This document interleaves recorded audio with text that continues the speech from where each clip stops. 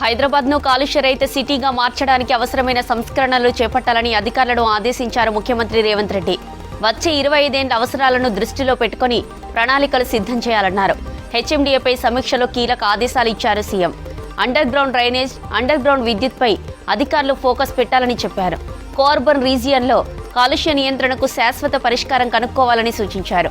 ఇక మౌలిక సదుపాయాల అభివృద్ధికి చర్యలు తీసుకోవాలన్నారు రేవంత్ రెడ్డి. ప్రజాప్రభుత్వంలో ప్రతి పేదవాడు కడుపు నిండా అన్నం తినాలనే సన్నబియ్యం అందిస్తున్నామన్నారు డిప్యూటీ సీఎం భట్టి విక్రమార్క. వికారాబాద్ జిల్లా తాండూరు నియోజకవర్గంలో పర్యటించిన భట్టి లబ్ధిదారులకు కొత్త రేషన్ కార్డులు ఇచ్చారు. అభివృద్ధి, సంక్షేమం రెండు కళ్లుగా ముందుకెళ్తున్నామన్నారు. 0 వడ్డీ ఇందిరమ్మ ఇండ్లు, ఫ్రీ బస్, 500కే గ్యాస్ సిలిండర్, 200 యూనిట్ల ఫ్రీ కరెంట్, ఆరోగ్యశ్రీ, రైతు రుణమాఫీ, రైతు భరోసా తమ ప్రభుత్వ విజయాలన్నారు మంత్రులు.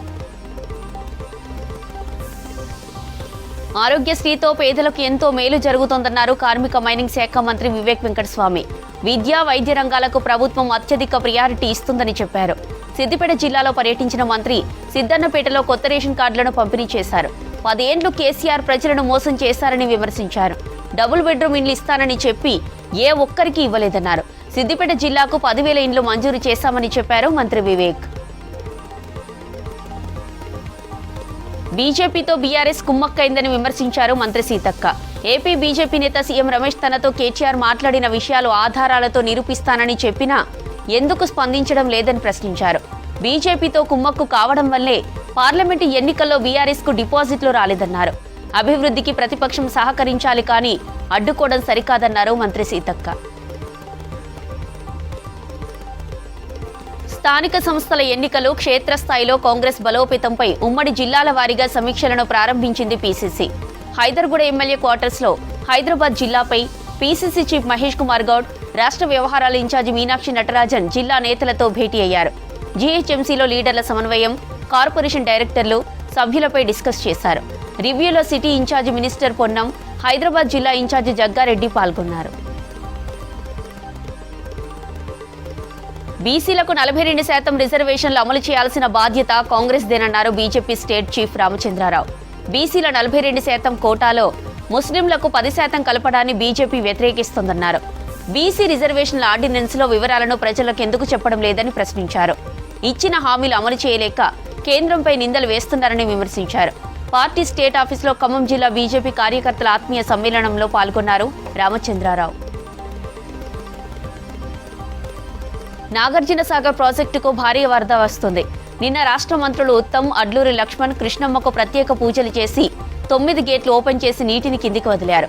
సాయంత్రానికి వరద పెరగడంతో మొత్తం 26 గేట్లు ఎత్తి వచ్చిన నీటిని వచ్చినట్టే విడుదల చేస్తున్నారు అధికారులు. 18 ఏళ్ల తర్వాత జూలైలోనే గేట్లు ఎత్తారు. ఎగువన భారీ వర్షాలు పడుతుండటంతో మరో 2-3 రోజుల వరకు వరద కంటిన్యూ అయ్యే అవకాశం ఉందంటున్నారు ఇరిగేషన్ అధికారులు.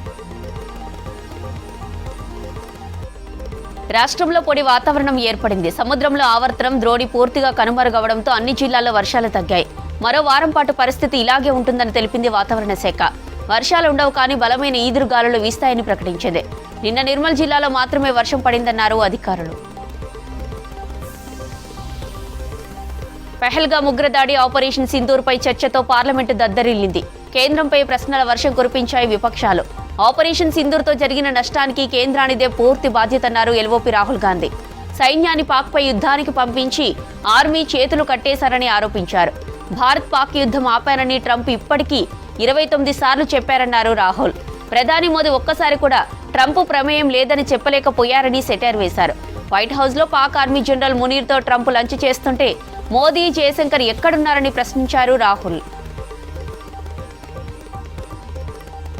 ఎన్డీఏ పాలనలో విదేశాంగ విధానం గాడి తప్పిందన్నారు రాజ్యసభ విపక్ష నేత ఖర్గే. ఫారిన్ పాలసీ అంటే విదేశీ టూర్లు, షేక్ హ్యాండ్స్, ఫోటోలు కాదన్నారు.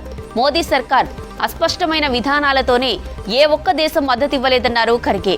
ఉగ్రవాదుల అడ్డాగా మారిన పాక్కు ఐఎంఎఫ్ సాయం ఆపడంలోనూ కేంద్రం విఫలమైందన్నారు ఖర్గే. మోదీ సర్కార్ వైఫల్యంతోనే పహల్గామ్ ఉగ్రదాడి జరిగిందన్నారు కాంగ్రెస్ ఎంపీ ప్రియాంక గాంధీ. జమ్మూ కశ్మీర్లో పరిస్థితులు మారిపోయాయని గొప్పలు చెప్పిన కేంద్రం సెక్యూరిటీ వైఫల్యానికి బాధ్యత ఎందుకు తీసుకోలేదని నిలదీశారు. పహల్గామ్ ఉగ్రదాడిలో ఇంటెలిజెన్స్ వైఫల్యం ఉందన్నారు. ఐబీ చీఫ్, హోంమంత్రి అమిత్ షా రిజైన్ చేయాలని డిమాండ్ చేశారు. ముంబైపై ఉగ్రదాడి టైంలో మహారాష్ట్ర సీఎం కేంద్ర హోంమంత్రి రాజీనామా చేశారని గుర్తు చేశారు. ఆపరేషన్ సింధూర్ విజయంతో భారత శక్తి ప్రపంచానికి తెలిసిందన్నారు ప్రధాని మోదీ. లోక్సభలో పెహల్గాం ఉగ్రదాడి, ఆపరేషన్ సింధూర్పై చర్చకు సమాధానమిచ్చారు. ఆపరేషన్ సింధూర్ ఆపాలని ప్రపంచంలోని ఏ నేత చెప్పలేదన్నారు. పాక్ డీజీఎంఓ అర్ధరాత్రి ఫోన్ చేసి బతిమాలడంతోనే ఆపరేషన్ సింధూర్ ఆపామన్నారు మోదీ. ఆపరేషన్ సింధూర్ను రాజకీయ ప్రయోజనాల కోసమే విపక్షాలు తప్పుపడుతున్నాయన్నారు మోదీ. పాక్లో దాడులు జరుగుతుంటే భారత్లోని కొందరికి బాధగా ఉందని విమర్శించారు. పెహల్గాం ఉగ్రదాడికి పాల్పడిన 3 టెర్రరిస్టులను భద్రతా దళాలు మట్టుబెట్టాయన్నారు కేంద్ర హోంమంత్రి అమిత్ షా. ఆపరేషన్ మహదేవ్ చేపట్టిన భద్రతా బలగాలు జమ్మూ కశ్మీర్ పోలీసులను అభినందించారు. పెహల్గాం దాడి మాస్టర్ మైండ్ సులేమాన్ సహా మిగిలిన 2 ఉగ్రవాదులు పాక్ నుంచే వచ్చారనేందుకు ఆధారాలున్నాయని తెలిపారు. ఉగ్రవాదులకు ఆశ్రయం ఇచ్చిన వారిని ఎన్ఐఏ అదుపులోకి తీసుకుందన్నారు అమిత్ షా. ఏపీ తిరుపతి జిల్లా శ్రీహరికోట నుంచి ఇవాళ నింగిలోకి దూసుకెళ్లనుంది ఇస్రో రిసార్చ్ శాటిలైట్. సాయంత్రం 5:40 GSLV F-16 స్పేస్ క్రాఫ్ట్ నింగిలోకి పంపనుంది ఇస్రో నాసా. 2392 కిలోల బరువుండే నిసార్ను 747 కిలోమీటర్ల ఎత్తులోని కక్షలో ప్రవేశపెట్టనున్నారు. 90 రోజుల తర్వాత ఈ శాటిలైట్ పని ప్రారంభిస్తోంది. 24 గంటలు భూమిని స్కాన్ చేస్తూ తుఫాన్లు, సునామీలు, వరదలు, కార్చిచ్చు, అగ్నిపర్వత విస్ఫోటనం, కొండ చర్యల వంటి ప్రకృతి విపత్తులపై అలర్ట్ ఇస్తుంది.